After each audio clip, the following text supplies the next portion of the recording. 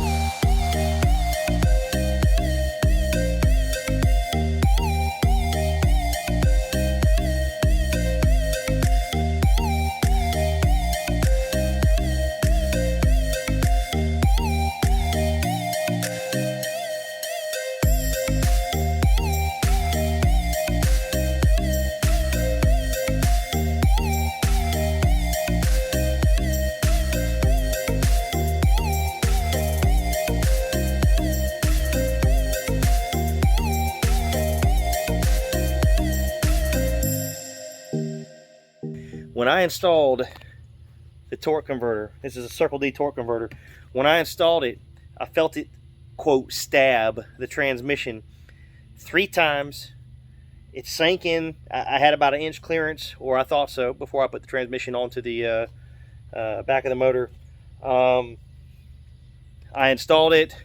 It was a little bit snug against the flex plate. So the torque converter, that is. Torque converter was snug against the flex plate. I could not turn the torque converter freely.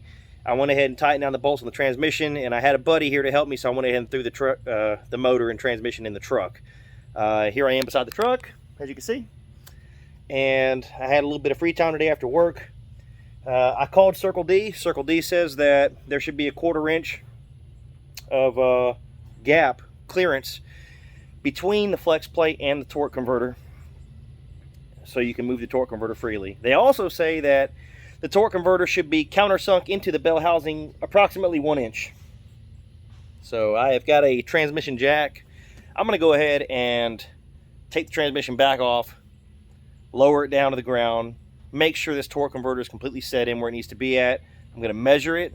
I'm going to show you the measurement, record it. I'm going to put it back in, and hopefully we have better clearance. I'm believing that possibly when I was bolting the transmission up to the back of the motor, I believe that while it was sitting on the floor jack that it was sitting on, I rocked it forward, and I think that it is very possible that the torque converter could have slid out just a touch, just enough to make it not sit in there all the way and it mess with my clearances with the flex plate. So I'm going to get back at it and try it again, and hopefully I can get this squared away.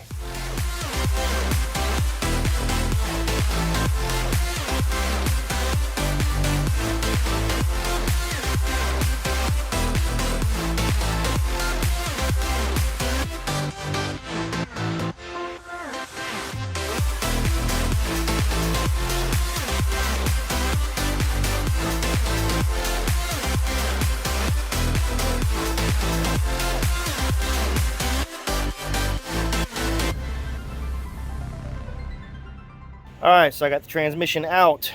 I have just now re-stabbed the torque converter back into the transmission. As you can see, it's in. I was told by Circle D I need to have 1 inch of clearance between the mounting pad, this guy right here, and the bell housing. So, the mounting surface of the bell housing. So they said take a straight edge, lay it across the transmission like so, and then we're going to measure, which that already looks like an inch, but we're going to measure to make sure we have 1 inch clearance before I put this thing back up there. So let's see what we got. Alright, so it looks like I have, that is 1 inch of clearance. See the one there on the left side? That's it. I'm going to put this thing back up again, and when I put it up, it's supposed to have 1/4 inch clearance between the flex plate and the torque converter. So let's try again, shall we? Alright guys, so check it out. The quick and dirty on quick and dirty. The quick and dirty on this is going to be transmission fell off the jack, the transmission jack. So yeah, I had to put it aside. It was way too heavy to lift back on the transmission jack underneath the truck. I set it aside for a day. I came back to it a couple days later. I went ahead and laid down on there with 2 jacks. I got it repositioned with a regular floor jack. Got it up with a little bit of finagling with the motor, you know, pushing up and down on the oil pan with another floor jack, changing the angles, alignment, and all that. I finally got the transmission in this thing again. I have not checked my torque converter clearance yet, so let's share this moment together. Well, I am back under the motor in the truck, and our torque converter back there, the torque converter refuses to spin. So that tells me that it's too tight against the flex plate. Again, the whole point of even dropping the transmission and pulling it back out was to adjust that, because Circle D said it can't be too tight. I measured, I have my right clearance, it was stabbed the right depth into the transmission, doesn't fit. I'm not really sure what's going on with this. I think what I'm going to do is drop the transmission, number 5, 5th time. I'm getting good at this. I'm going to drop the transmission again, and I'm going to pull the torque converter out, and I'm going to measure the torque converter against the torque converter that I just pulled out of the truck and see if they are identical. I have a feeling the one from Circle D may be just a touch taller. If that's the case, they sent me the wrong item and it's going to go back. If mine works, if mine is shorter and it's the proper size, I am going to go ahead and put my stock converter back in this truck so I can get it on the road.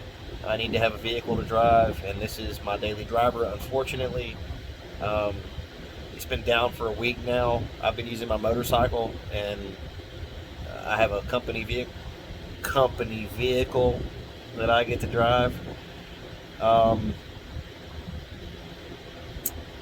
Yeah, so I guess I'm going to pull the transmission back out, and we're going to have a look and take some measurements to see what we got.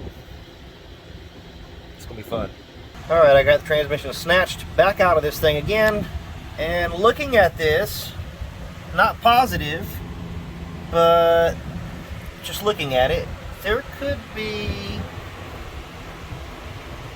a little gap back there between the flex plate and the back of the motor. It's pretty big. I'm hoping not, but the orientation of the flex plate could be backwards. So I'm going to flip it around and see if that is our problem.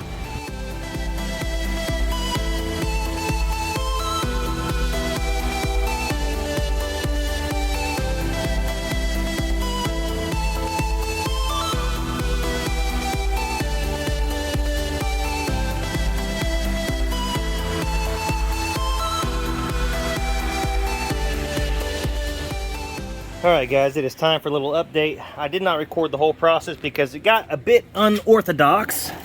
So, I will show you what I got going on. Welcome to my world.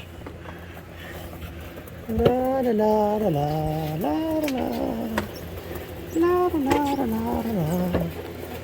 la, la, la, la. Okay, so I have got my torque converter bolts in.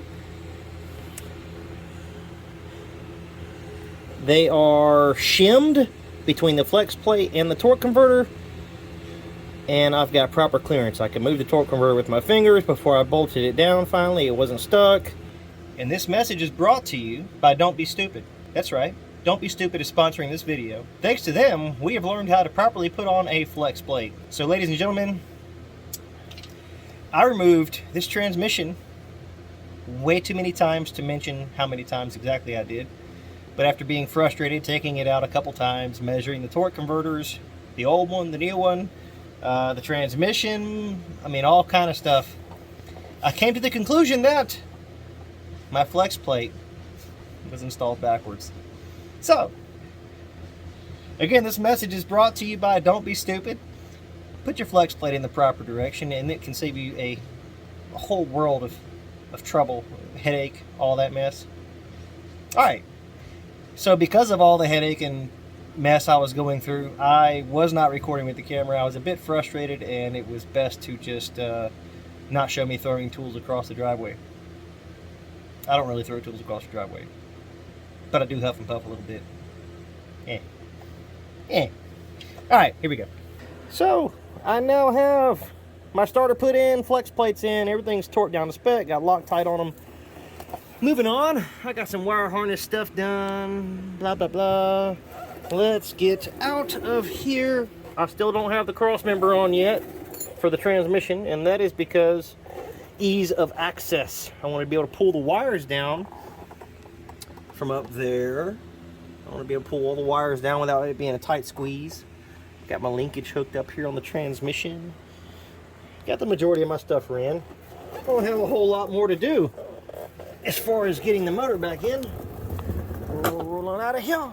So rolling on over here, we got under the hood a brand new water pump.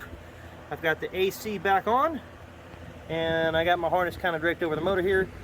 I still have the power steering and the alternator over here to the right. I'm about to slap those on here and button up a couple of wires, and then I'll be moving right on to throwing my electric fans back down in here because there's nothing in there right now.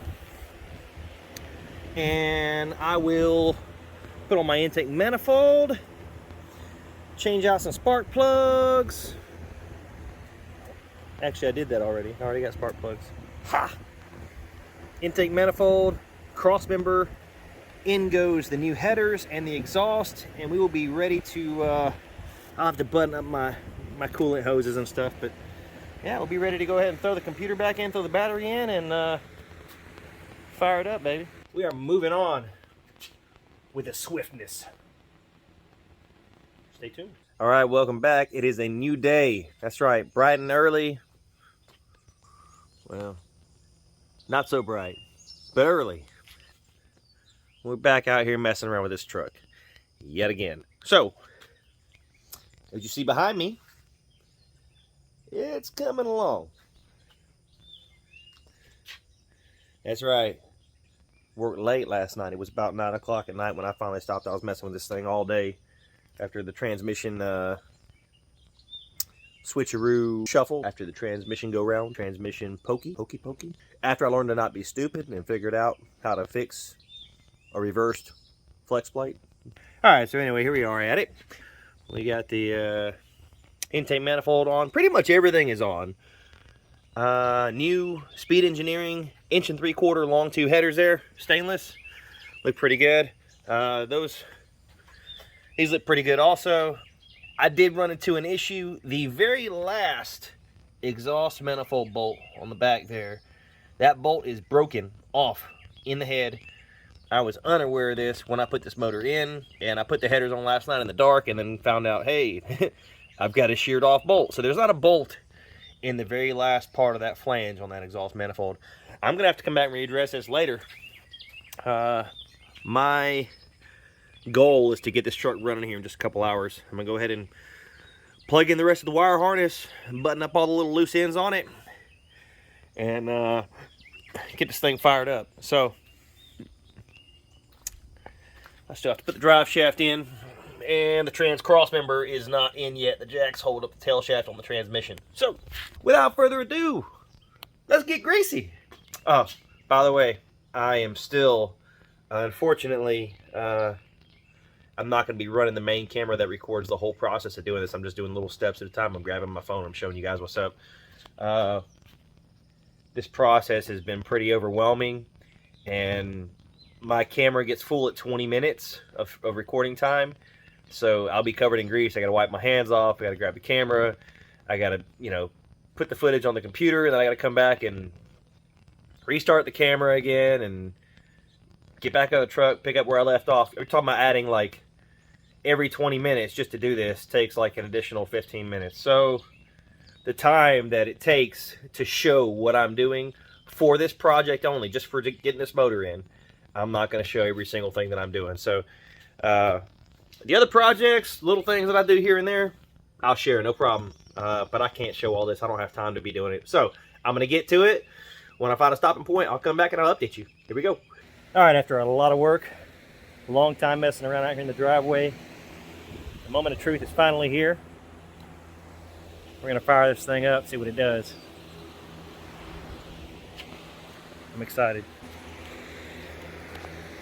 Here you are again.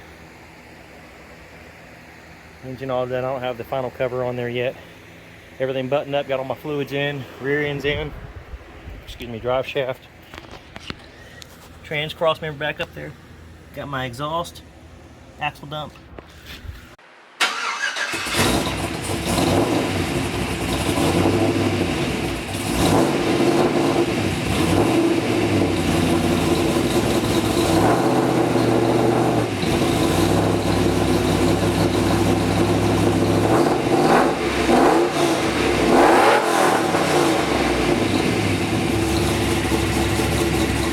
Well, folks, it is alive, and that's a wrap. I need a tune, so I can't keep it running, so to the tuner we go. Guys, thank you so much for watching the video. I appreciate you following along. If you're new to the channel, be sure to click that like button and consider subscribing so you'll be notified of future content being released. If you got a question or comment, drop that down below. I'll get back to you as soon as I possibly can. You're watching DIY Dozier, and as always, share the knowledge, share the passion, share the skill, do it yourself.